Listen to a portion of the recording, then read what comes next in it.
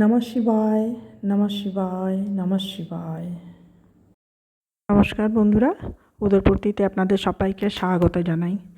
আজকে আমি আপনাদেরকে 350 বছরের পুরনো একটি শিব মন্দির বা বাবা ভোলানাথ রাঢ়েশ্বর শিব, দুর্গাপুরে আড়া শিবতলা আড়াতে অবস্থিত এটি রাঢ়েশ্বর শিব, যেটি কিন্তু খুবই জাগ্রত এখানে ভোলানাথ।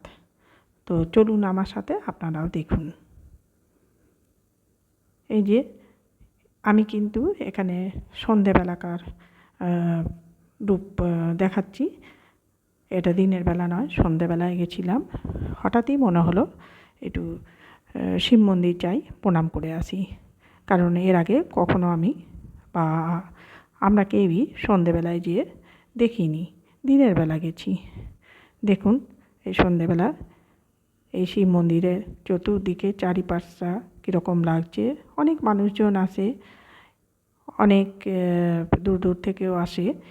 দেখুন এই হলো এখানে রাঢ়েশ্বর শিব, যেটি 350 বছরের পুরনো শিব। এই ভোলেনাথ খুব জাগ্রত ভোলেনাথ। ওম নমঃ শিবায়, ওম নমঃ শিবায়, ওম নমঃ শিবায়। দেখুন চারদিকটা রাতের অন্ধকারে, যদিও সেখানে পর্যাপ্ত লাইট আছে, বসার জায়গা আছে, বহু মানুষ যায় এখানে।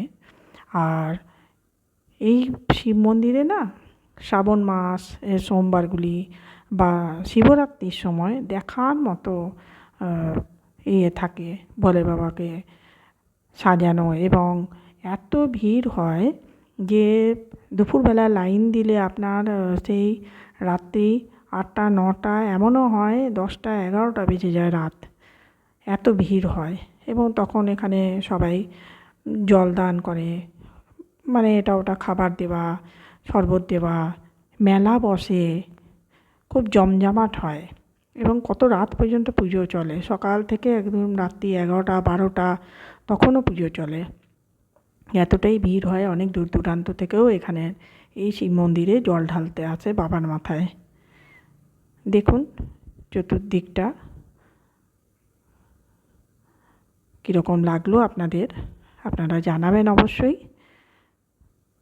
চেষ্টা করব দিনের বেলাও আপনাদেরকে এই শিব মন্দিরের সমস্তটা তুলে ধরতে আপনাদের সামনে। এই হলো বাবা ভোলানাথ,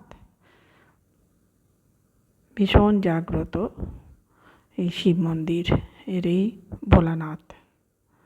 জয় বাবা ভোলানাথ।